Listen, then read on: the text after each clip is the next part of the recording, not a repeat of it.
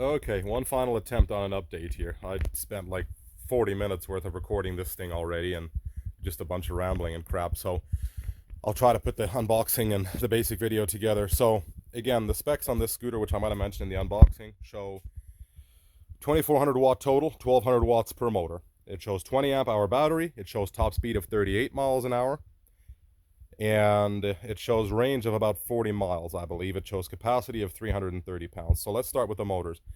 I have 500 watt e-bikes. I think I might show them in the video, I might not. They're Magnum Peak i6s, I think. Nothing special. I think they retailed for about 3,000 Canadian, probably around 2,000, 2,500 US when they first came out. They're a decent hardtail mountain bike. They do about probably 30 miles, a true 30 miles, roughly, especially if you have like a 150 pound guy on there. I know we've gotten 40 out of them before with the kids riding them around, and they're always just power, never any pedaling. But anyway, I know with me on there, even in the mountains, climbing hard and such, they would do about 20 miles still with hardly ever pedaling, like let the bike do almost all the work. And they are 13 amp hour batteries with 500 watt single motor, of course. They're about 48 pound bikes. And again, they seem to perform about as good as this one. So this thing on single motor mode, which would be 1200 watts, is slower than the e-bike is on, just 500 watts, of course. So that's with me on it. I think I might have actually tried with the e-bike. I think they were dead even, basically. If we put somebody who's 100 pounds on this one, and me on the e-bike's at 220 pounds, about double the weight, they're about dead even for acceleration, which is kind of ridiculous because this is supposed to be 1200 watts on single motor mode and the other ones are 500. So I'm very inclined to believe that these are putting out closer to 600 watts, maybe 800 watts on the high side per motor. So I think that's a bunch of crap with the motors. And top speed is advertised to be 38 miles an hour. And I'm actually charging it now, so I can't even turn the screen on, but I'll unplug it for a second. And like I said, top speed's advertised to be about 38 miles an hour. And if this one shows 38, it's actually doing 32. I GPSed it multiple times. We've got about 50 miles on it now, as you can see. More than that, actually, another thing is you can go into your menu and reset your odometer. So keep that in mind if you're buying one of these used.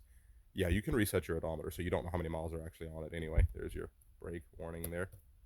Brake lights, it works. I mean, that one's okay. The signal lights, they're kind of a joke. They barely glow.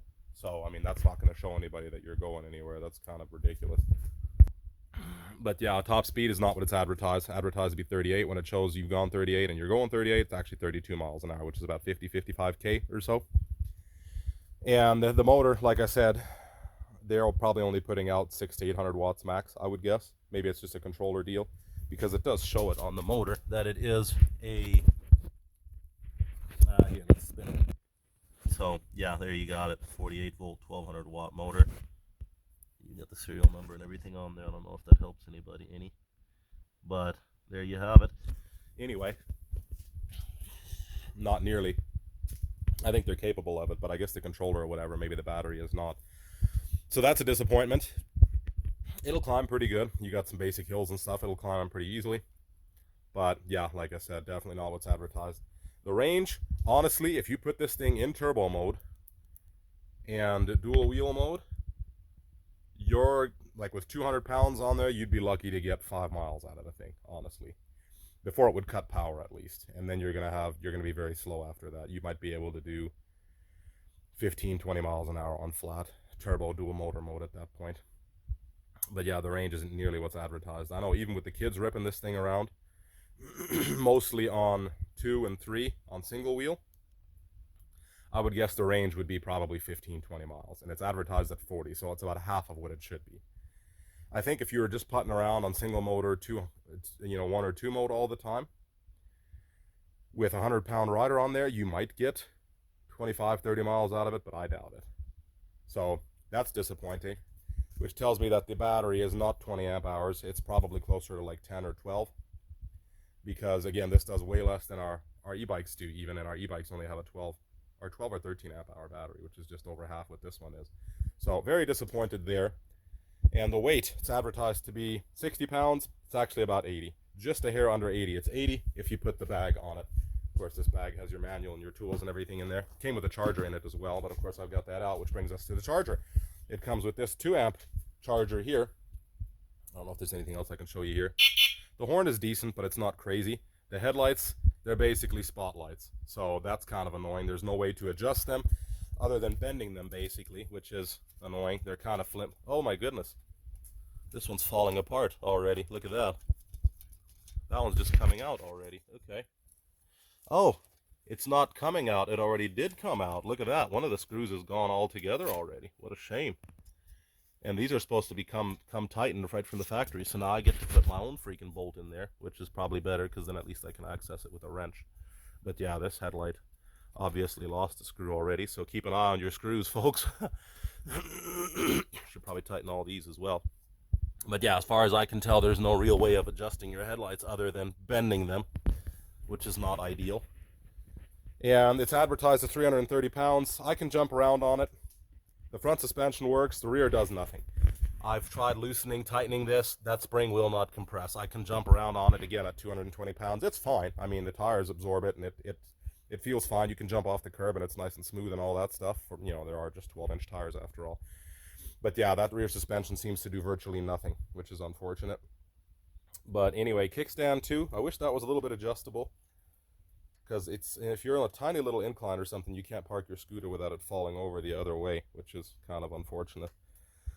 And then, what else was I going to say? Oh yeah, the height. So that's one good thing about it too, is it's adjustable stem. That's a great feature. Apparently not all scooters have that, so even the kids can ride it or whatever. It's excellent to be able to adjust that. Of course, you can unscrew these and collapse it, which you might have seen in the unboxing video. Throttle, it's pretty much either everything or nothing when you're riding it. Like if you're here, you can do slight throttle input, and it seems like it works fine, but it's not going to feel like that it's not going to feel like that at all once you're actually riding, which is unfortunate. So yeah, their throttle input is pretty garbage. They can be very jerky. You got to be careful. If you've never ridden one before, it'll scare you a little bit. Not because of the speed, but because of how jerky and lurchy it is. So they advertise it like tires spinning and stuff. It will not spin the tires, not with a person on it. Even in gravel, you know, there's just not enough power. To go from 0 to the top speed of, say, 32 miles an hour with a 100-pound person on it, I would guess probably 7 or 8 seconds, which is pretty decent. It's decently quick, but again, not as fast as it should be for the advertised speed. I think I already mentioned my e-bike with 220 pounds on there is just as fast as this thing on single motor mode with me on it, or with 100 pounds on it. So if I put this one on turbo mode and then a 100-pound person on the bike, then this one's still faster, of course. You know, or not turbo mode, but dual wheel mode. Turbo mode doesn't make a difference. If you're on single wheel, you're going to lose. But yeah, on turbo mode, dual wheel mode, then this one, of course, is faster as it should be. But there's all kinds of quirks, all kinds of complaints. I feel like it should be like a bicycle. Front brake here, rear brake here. That's actually backwards. And here I am, 8 minutes deep again. But I'm not going to do another video. This is ridiculous already. Of course, it is folding. You can fold it away, but you got to be pretty freaking strong to do so. Undo this, and then, of course, this here, which you might have seen in the unboxing video. Obviously, like I said, keep an eye on your bolts, because obviously they vibrate loose. But yeah, I mean, that more or less sums it up. If I had, you know, I bought this thing for, I think I mentioned already, 1,000 US, or no, actually, yeah, about 1,000 US, I think it was, 1,300 Canadian or so, almost 1,400 on sale. I think they're advertised at 1,600 now. If I had bought it expecting the specs that are advertised, I would have been very disappointed. But I obviously, well, I'll get to that. I would have advertised it at maybe a 3-star rating or something like that, because I was very, very disappointed in it. It's decent. If you're around town and you need some good transportation, I think it's a little high for what it's supposed to be, but it's definitely a good investment, I think. I never did get a chance to try it against my GoTrax. I've got a little 500-watt GoTrax scooter, and I bet you in single motor mode these would perform very similarly.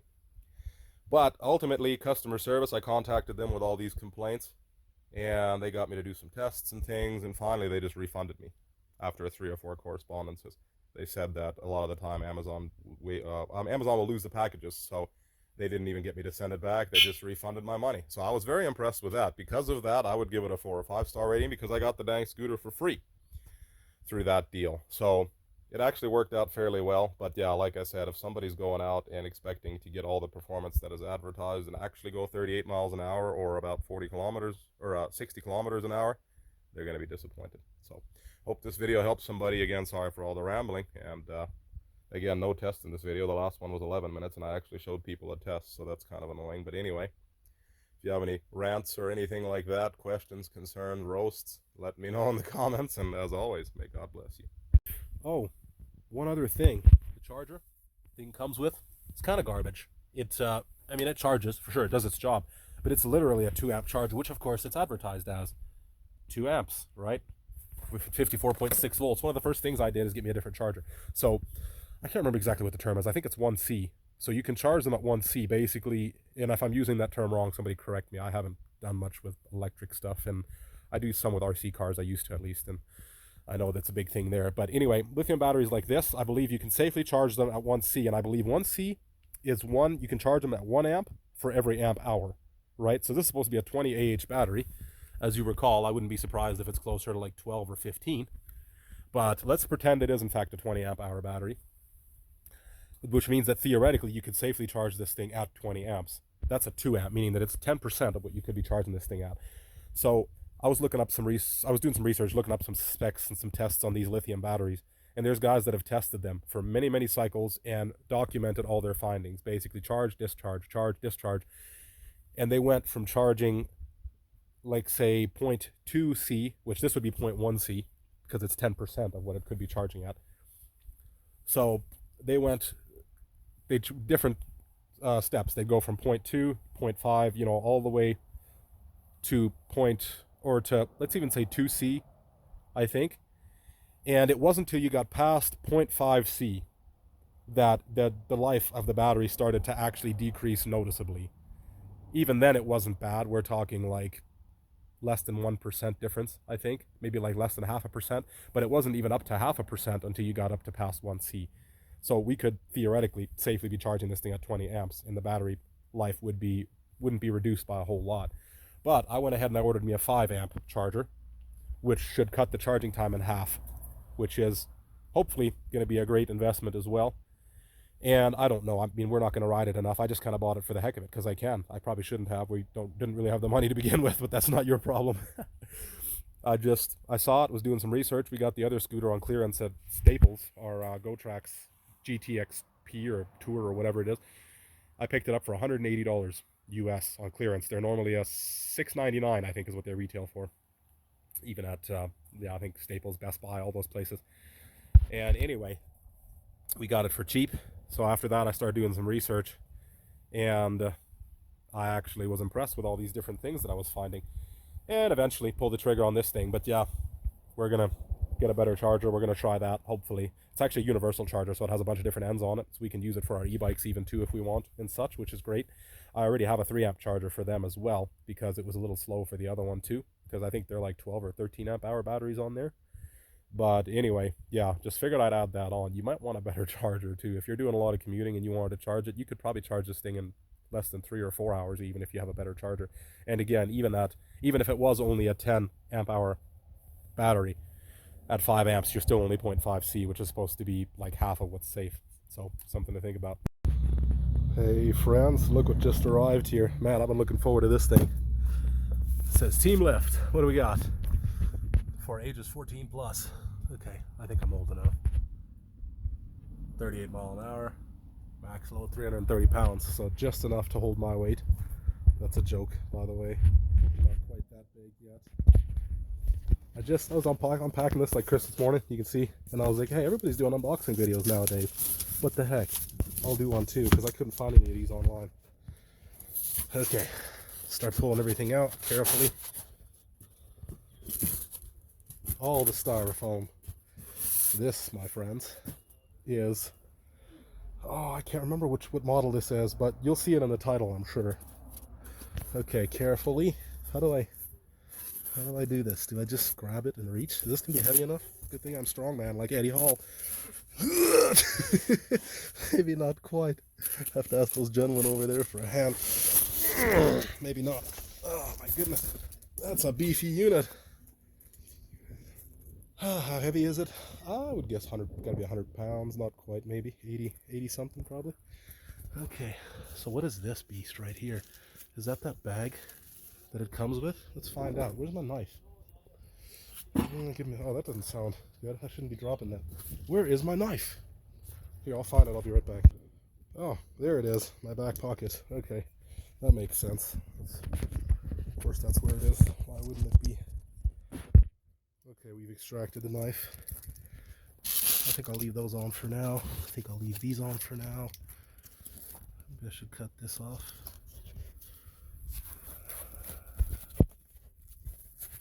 Oh, that's some serious zip ties. Amazon should sell these instead of the cheap ones that I ordered the other day that were breaking right away. Okay, let's cut these off. Okay, got some of these taken off. Pull that off. This looks simple enough. Okay, how do we do this? Just screw these on, I guess? Is that how that works? We'll figure it out. I guess so. Like that.